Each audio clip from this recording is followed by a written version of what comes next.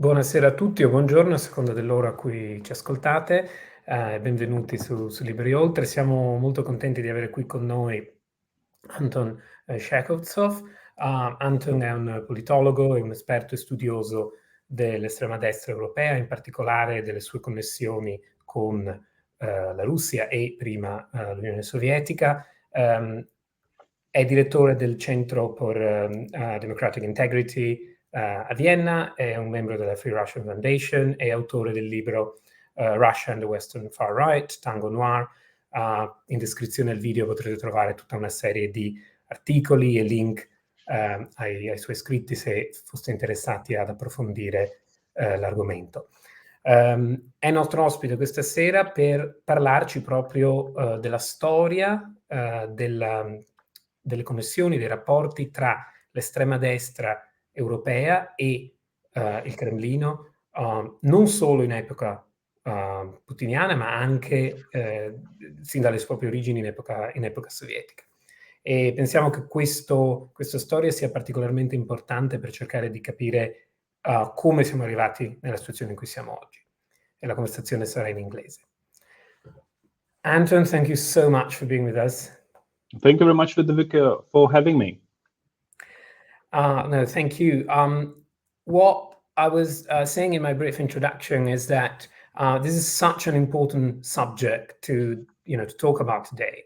Not just in itself, but because it will allow us to understand a lot of things that we've been seeing happening these days. In Ukraine, when we see things like fake referendums and annexation and so on. These are all things that will come up in the conversation we have. But before we go in the details of how this relationship between the Kremlin and the European far right works, I would like to ask you to give us a bit of an overview of how historically this has developed, because this is something that most of our audience won't be familiar with. A lot of this is kind of coming up in the news now for many people, and they won't necessarily be able to place it historically. Well, historically, if we are talking about post-Soviet Russia, then we can talk about the 90s. But I will briefly also say that these relationships between Russian actors, they're not limited to the post-Soviet period. They actually started in the Soviet period. And these relationships can be traced back to the 1920s, 1930s, but especially 1930s, where there was an interest on some parts of the Soviet elites to have good relations actually with German ultranationalists during the interwar period. So not only with the communists, but with actual Nazis. Not necessarily again from the NSDAP, from the Workers' National Socialist Party, but with representatives of more socialist-leaning or Bolshevik-leaning elements of the wider ultranationalist German movement. But I will not be talking too much about this. We can actually also see some relations in the immediate post-war period in the 1950s. The Soviets, or the Soviet KGB, rather than the political parties or political leadership. We're talking about the KGB and Stasi, the German secret services. They would be also cooperating with the post-war German fascists, especially in Western Germany, in order to somehow undermine the Western agenda, or the pro-Western agenda of Western Germany. First, they tried to undermine, or they tried to somehow hamper the process of West Germany joining NATO, and later they would use the West German neo-Nazis, neo-fascists, in order to discredit West Germany. So these relations can really be traced back to the Soviet period. But if we're talking about the post-Soviet Russia, it all started with people who were I mean, on the Russian side, it all started with people who were quite far away from power. We can talk about Alexander Dugin, who already at the end of the 1980s started building contacts with his European far-right counterparts. We can mention Vladimir Sharonovsky, who recently died. He died in spring of this year, the leader of the far-right post-Soviet Russian party that was misleadingly called the Liberal Democratic Party of Russia, which had nothing to do with liberalism or democracy or with liberal democracy. It was a far-right party. And this person, he already in the 90s, he built contacts with the German neo-fascists, but also with the French far-right, radical right-wing populists such as Jean-Marie Le Pen. So these contacts they became more active in the 90s with the fall of the Soviet Union, also with the opening of post-Soviet Russia to the West, where actually people could travel easier. It was easier to travel for them in the 90s than in the 1980s or 1970s, so during the Soviet period. But now, of course, we see that it's no longer some marginal figures on the Russian side who are cooperating with the European far right. We actually see the highest officials in Russia having contacts with the far right, including Vladimir Putin himself. So these contacts, they became starting from the 90s, if we're still looking at Russia in the post-Soviet period, starting from the 90s, these contacts have been increasingly more substantial, more significant than they used to be. Yeah, so it sounds like, initially the political forces that used to be the contact in the West used to be quite marginal, far away from power and quite fringe.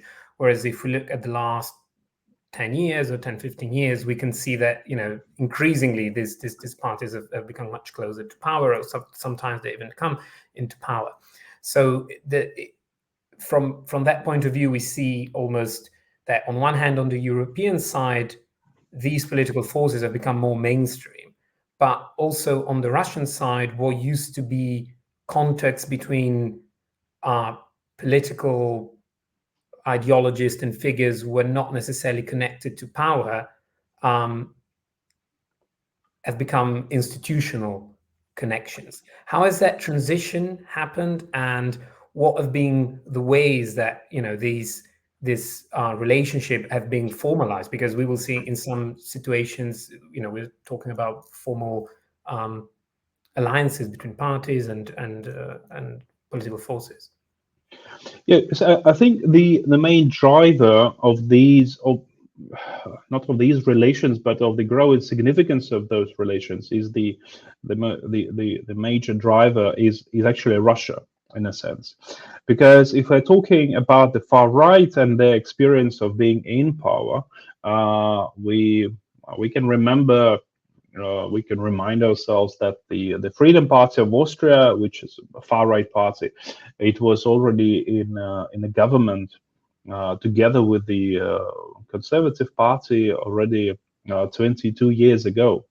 But at that time, there was no real interest on the Russian side, on the side of the Kremlin, to have any cooperation with the Freedom Party of Austria. So the change, the major change took place in Moscow. It's actually ignored the rise of the far right, as long as they had good relations with the mainstream forces, and they would prefer to have good relations with the mainstream forces. But two things happened, or the two processes really had a great impact on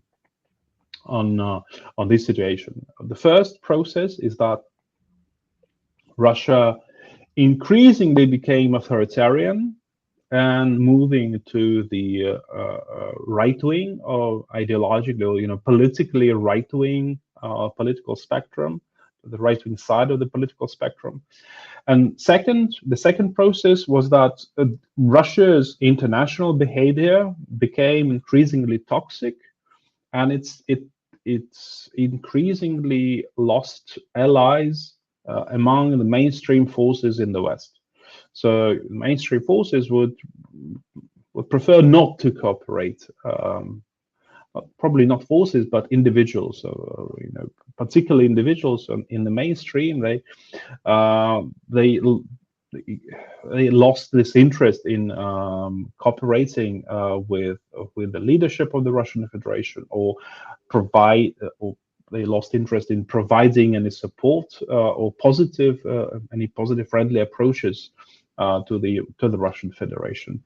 So these two processes, they resulted in Moscow building more or building tighter, building stronger relations with the opposition to the Western mainstream, to the European mainstream, which are these isolationist, conspiracy theorists, far right individuals, sometimes far left, but they're just the far left. They're weaker than the far right, so they would still prefer the far right. So that was the change.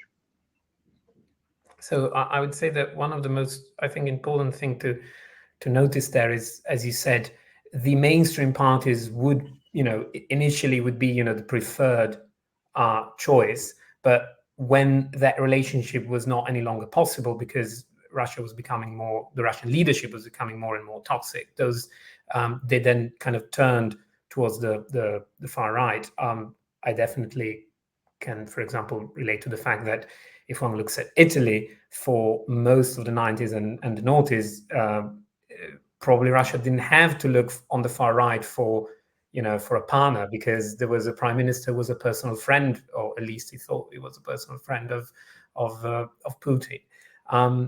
So that process, I think it's very important to highlight. And then the other one would be, it doesn't sound like the Russian government interest in this is ideological. Is more would you say is more a marriage of convenience? Would you say there is an ideological drive behind this? Or is it just that some ideas that are pushed by the far right in Europe happen to benefit the Russian government? Mm-hmm. Well, it is both ideological and strategic and tactical. It's basically a combination of different factors.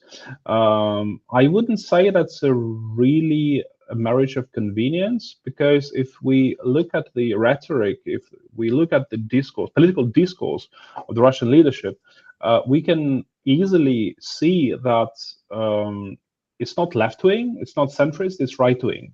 The focus of Putin himself, of people around him, on so-called traditional values, on conservative values, family values, it clearly shows that ideologically they are on the right, and sometimes really on the far right. So it's not just an authoritarian regime; it's a right-wing authoritarian regime.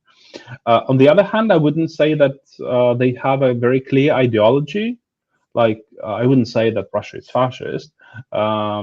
They do have these elements of the right, of the far right, but it does not build a comprehensive far right ideology. They have these elements, yes, but not something really really solid.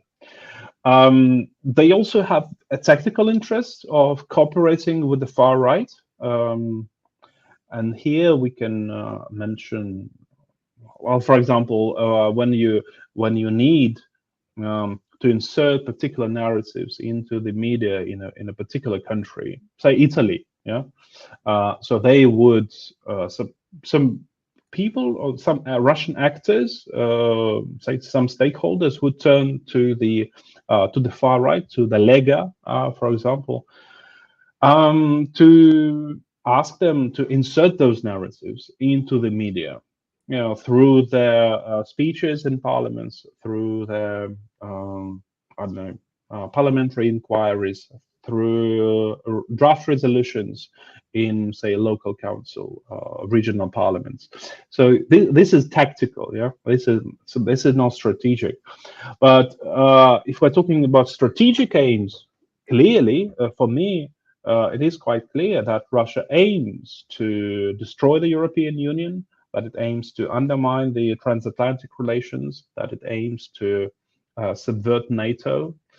So using people or having good relations with organizations and political forces who are by themselves are damaging the European unity, damaging the transatlantic relations, shows us that there is also this strategic aspect of their relations.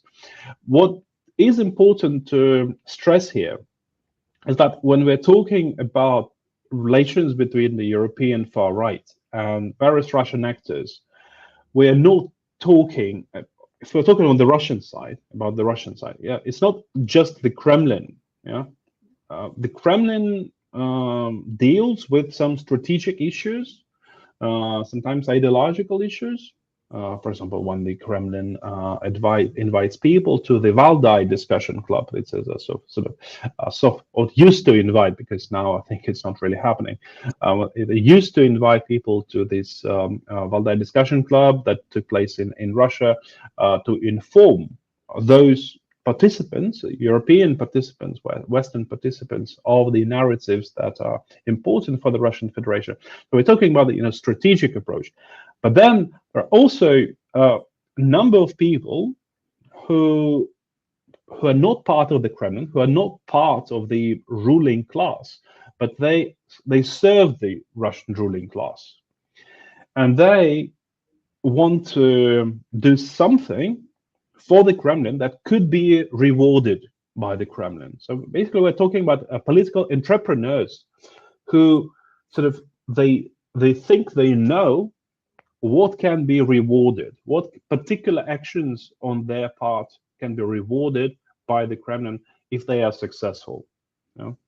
So, and here we have, so these issues would be tactical. These aspects would be tactical because they don't have an access to strategic decision making. So they can only provide small services. So to sum up, yes, there are tactical considerations, there are strategic considerations, and also there is this ideological aspect to this all, because Putin's Russia is not left-wing, it's not centrist, it is right-wing to far right. And this kind of political entrepreneurs also would explain, I mean, the presence of these political entrepreneurs, as you described them, would explain things like fake experts, fake think tanks, gongos, or things of that kind, international observers to illegal referendums. Can you give us a quick overview of how that works? I think it's particularly relevant given that we've recently had, I don't even want to use the word referendum. Of course, we should refrain from using that. A sham referendum. Sham referendum, plebiscite. Pick your word. But you see, with these fake observers, it's actually a very interesting story, because it started as a really tactical instrument. It started with political entrepreneurs. There was a very small number actually of organizations who were dealing with finding those European observers who are not real observers. It's just activists or politicians who would be ready to go to Russia or to some other territories that Russia occupied and say that everything is fine. All these sham referenda or fake parliamentary elections were totally democratic. But this process, it started as a process run by political entrepreneurs, but now it is run by, well, at least it's coordinated on quite a high level. And the person who was responsible for organizing all these fake observation on the high level is Leonid Slutsky, who is, well, first, he is now the leader of the Liberal Democratic Party of Russia. He replaced Vladimir Sharonovsky as the leader of this party. But also, more importantly, he is the chair of the Foreign Affairs Committee of the Russian State Duma of the Russian Parliament.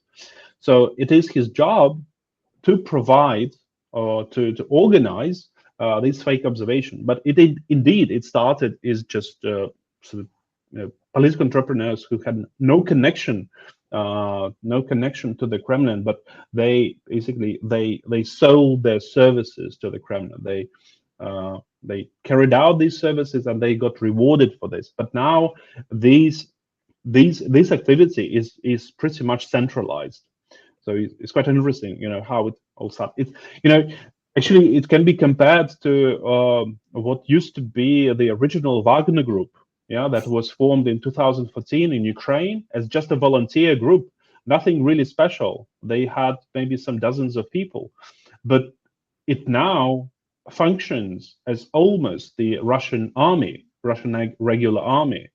At least it has this status in the war, or unofficial status in the war against Ukraine. It also has a similar status in various operations of the Russian Federation in Africa, in Syria.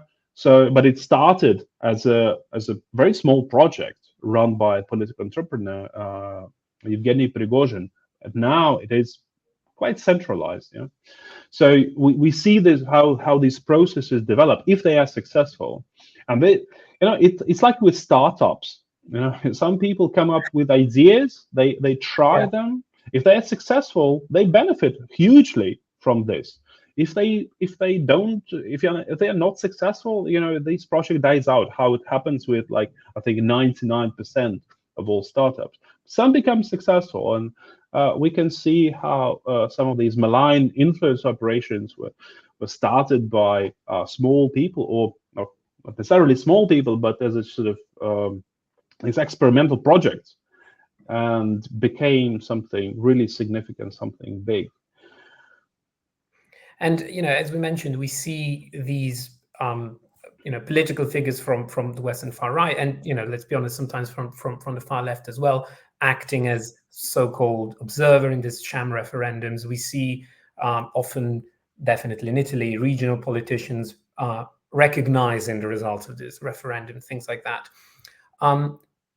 What's in it for them, aside from is it always direct financial gains? Is it the political advantage of associating themselves with a foreign leader that is appealing to their electorate and whose ideas are appealing to the electorate? Is it both? It's this and many other things. For some political forces, the main reward or the main goal is to be associated with a power that they think is a rising geopolitical superpower, which is Russia. And for them, it's psychologically important, or it used to be psychologically important, because things have changed now, and we will talk, I think, about this. But previously, it was very important for them because in their own political environment, some of these far-right organizations, far-right parties, are still considered like marginal or fringe, or something, something dodgy about them, then like not real mainstream. Sorry? There was almost an extent of social stigma attached to some of these parties. Yes, this cordon sanitaire, the sanitary cordon, that they are isolated somehow.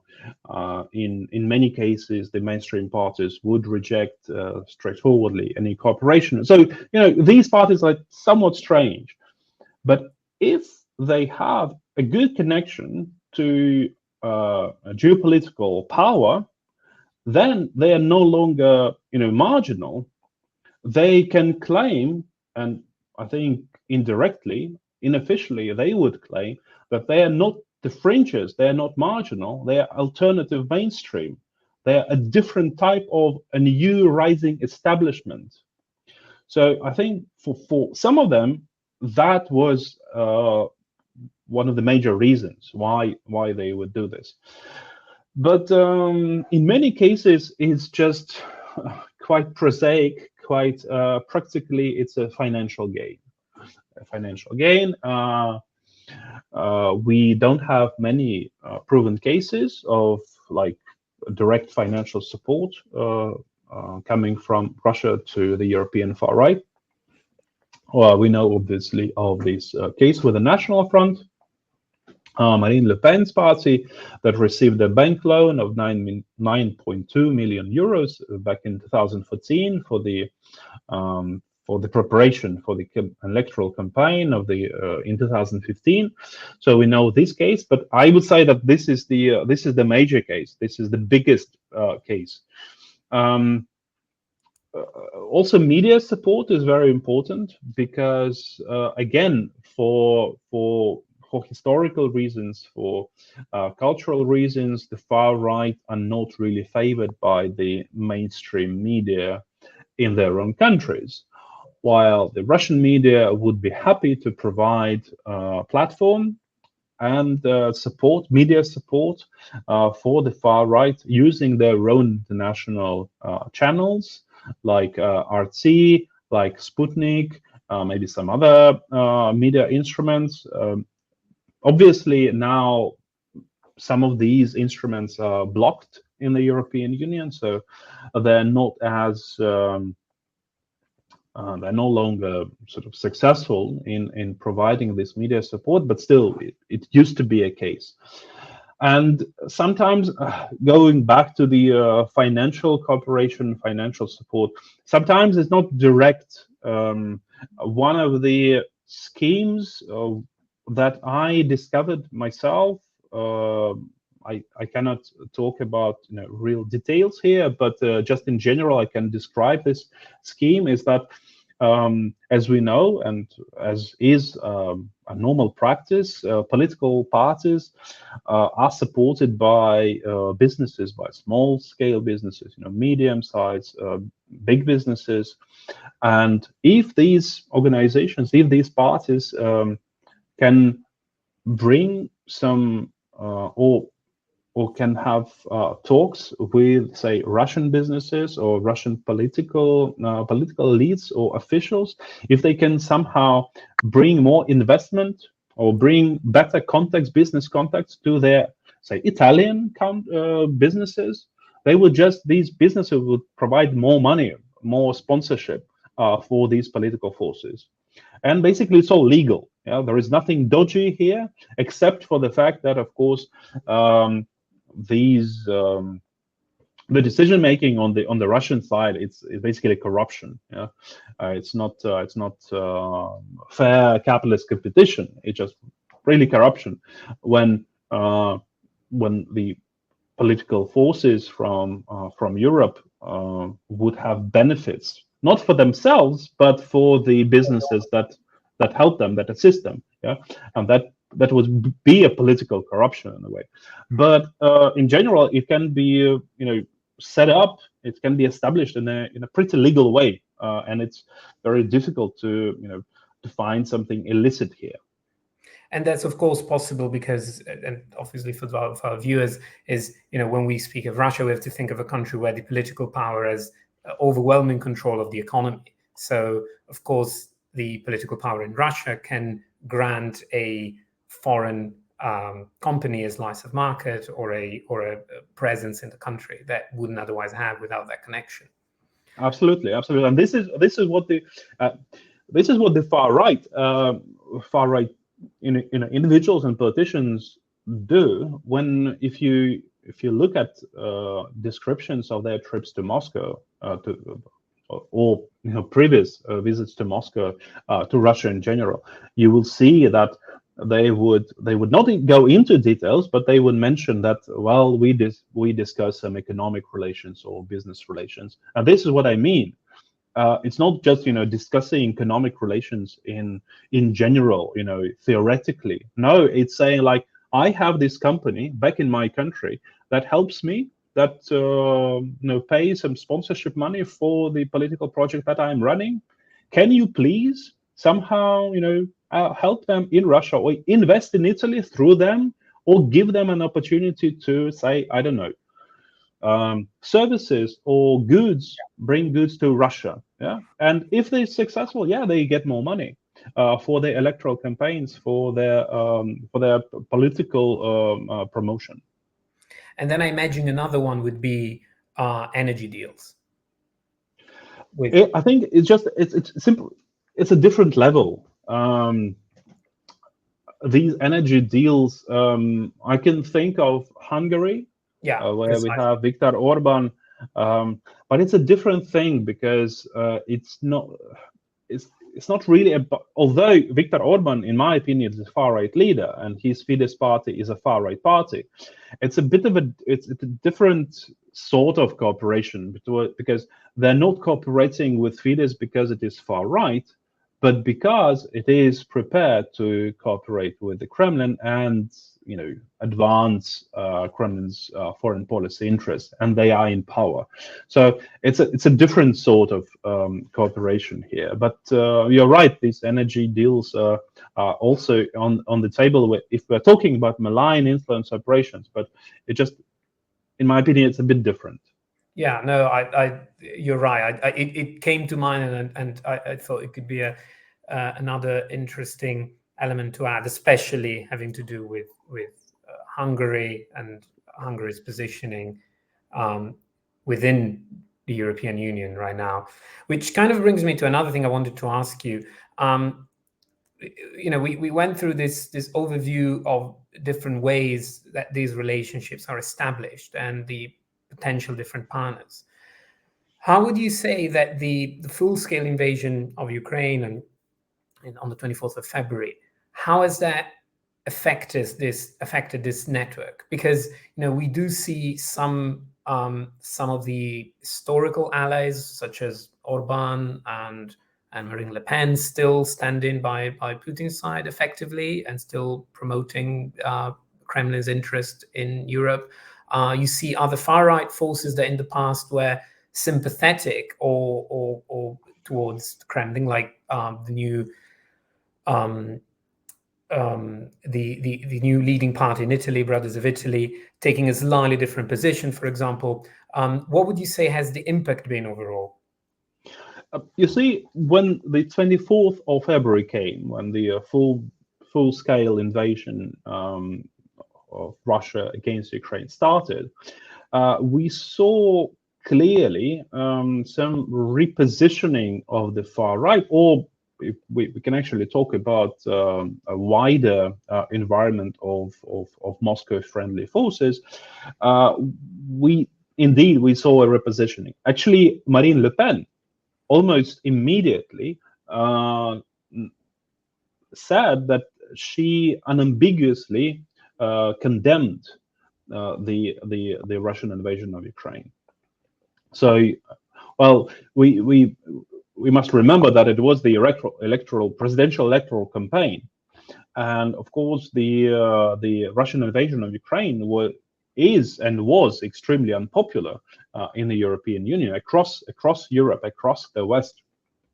So even those far-right forces, they had to take this into consideration.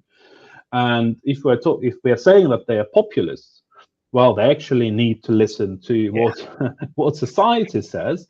And since this invasion was really unpopular, they had to change their attitude towards this. I think that in many cases it's just a tactical sort of distancing in a way.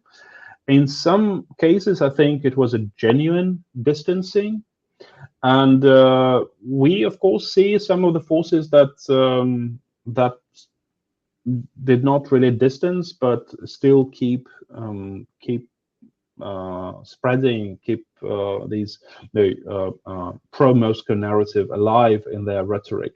And I would specifically highlight here the Alternative for Germany, the German far-right party, which now I believe has the strongest pro-Russian core inside the party out of all other far-right parties in Europe. It is the most pro-Moscow, pro-Kremlin party at the moment. And what I mentioned, this pro-Russian core, I think it's actually very important if we are analyzing, if we are looking at different parties. Usually you have a group inside a party that would be pro-Russian, pro-Moscow. Sometimes if you remove this group, the party changes its course in foreign policy positions.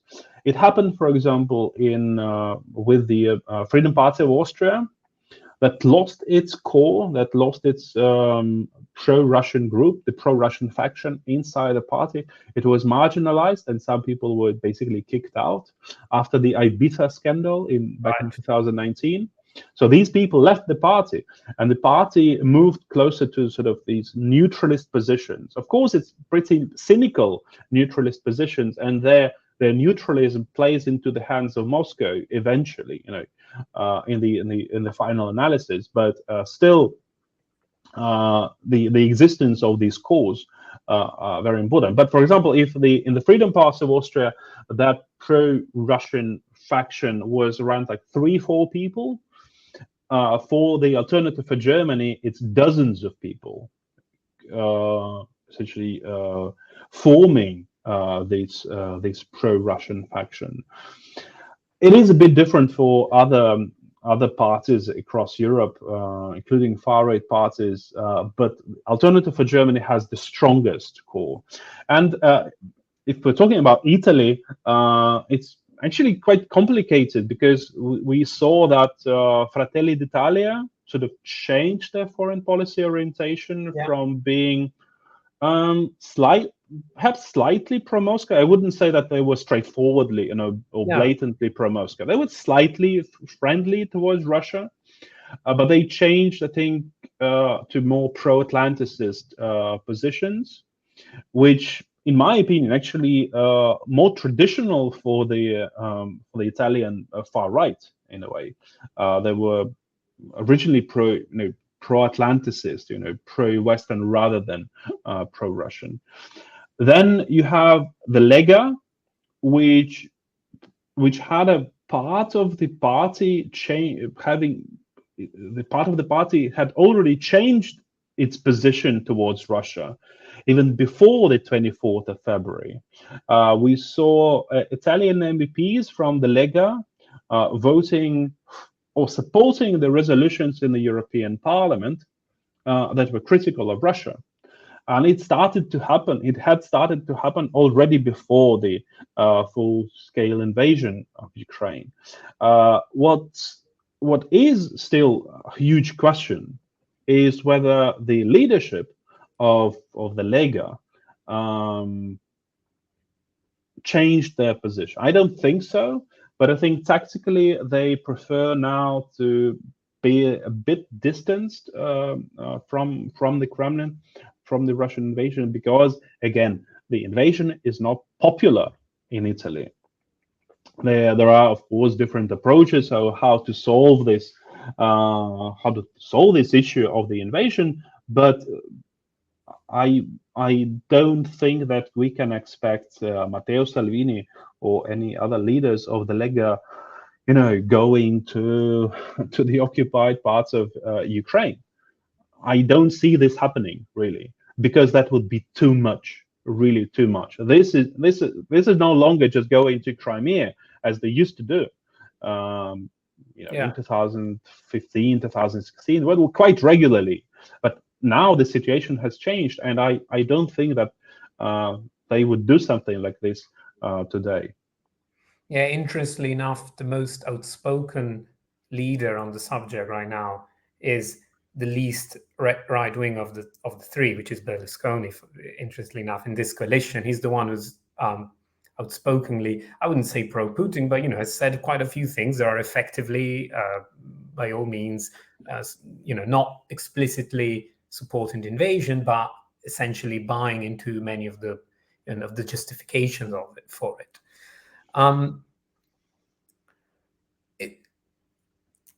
The one thing, it's so interesting to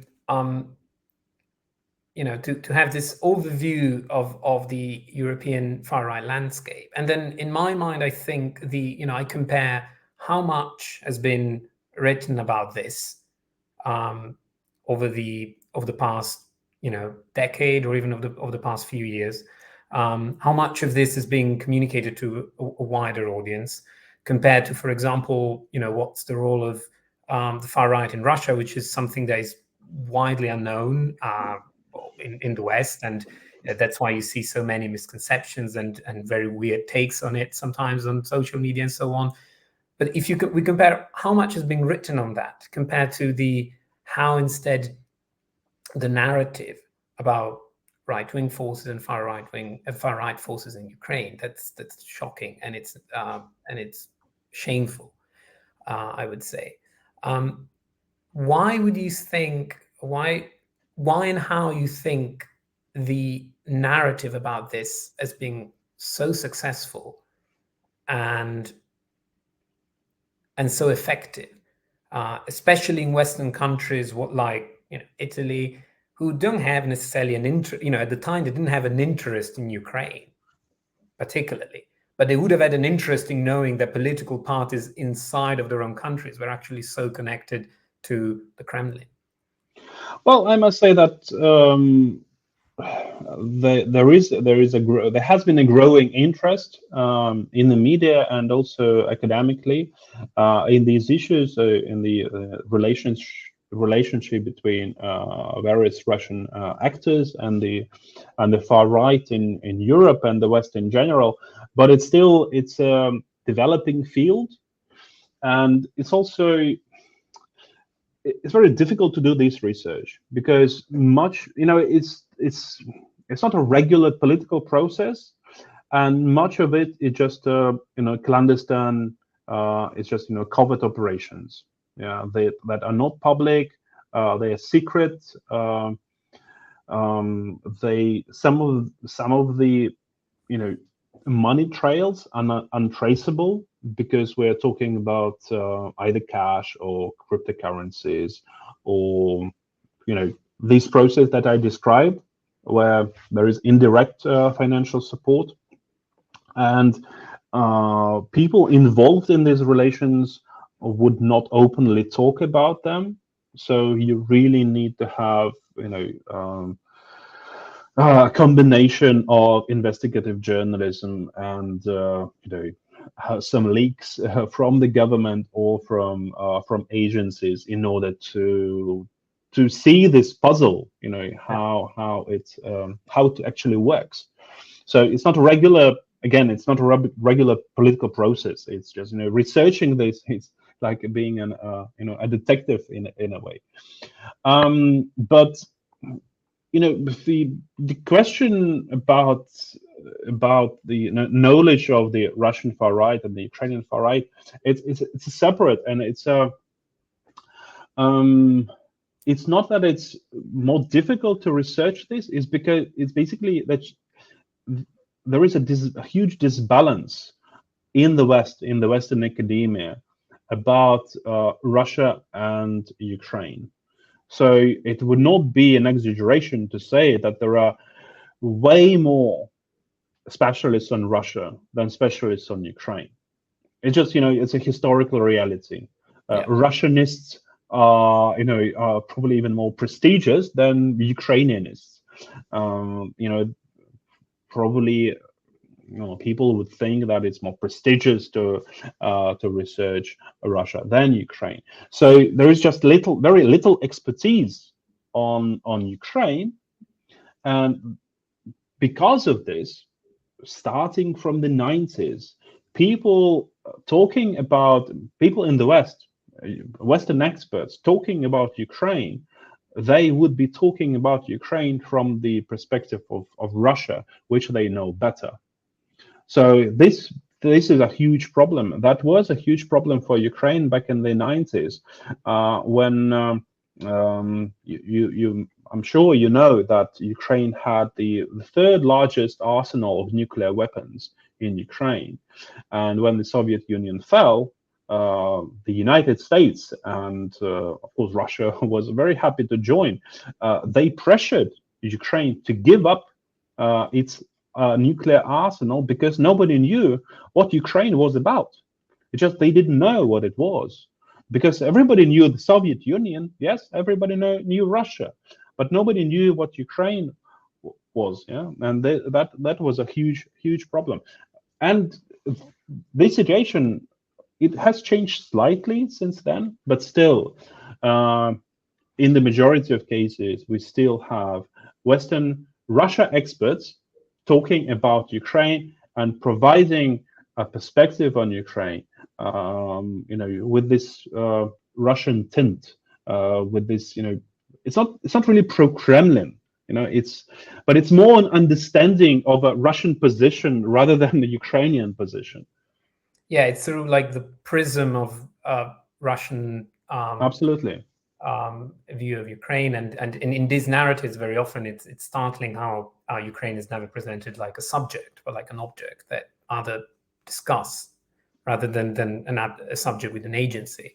And of course, this is very effective in an audience in Western countries that wouldn't have any prior knowledge of Ukraine. And you can't blame necessarily the audience all the time. Some people just don't know, and expect experts to tell them, and they don't realize the.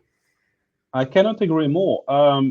This is an example that I always give to people, especially to Ukrainians, for them to understand how it actually works in the West, how complicated this is. Because many in Ukraine, well, I would say there is a justification to what they're saying. Many in Ukraine would say, well, why there is no, not more support coming from the West for us? But we are right. We are on the right side of history. We are fighting for our sovereignty, our territorial integrity. Why they're not doing more? And I say, well, sometimes Westerners just don't understand. People making decisions in the West, making decisions in Europe. Sometimes they just don't know that you are right. And imagine, I will ask you, what forces would you support in Libya right now? What particular, who is right in Libya? And Ukrainians would say, well, we don't know. Well, but yeah, this is the problem, because you were never interested in the subject. And now when I ask you, well, you have to read up, and you need to have experts to explain to you, who is more or less democratic, who's I don't know, pro-democracy, pro-liberal in any conflict. But if you don't have this knowledge, you will not be able to act upon this. So for many people in the West, I would say them, well, they simply don't know. Ukraine is still a terra incognita in a way. Yeah, and people will just fall back on stereotypes and assumptions they've ever heard at some point. And there is an element, of course, of moral procrastination to it. It's very easy to fall on this kind of comfortable narratives and seeing small issues and trying to fix them because they seem closer and easier to fix. Whereas, of course, the situation in Ukraine, the war in Ukraine, is not something that can be easily fixed in a short period of time. It requires long-term thinking. Anton, thank you so much for your time. I hope I didn't take too much of it. It's all right. Thank you very much, Dall'epoca. Thank you so much. Have a good evening. You too. Thank you.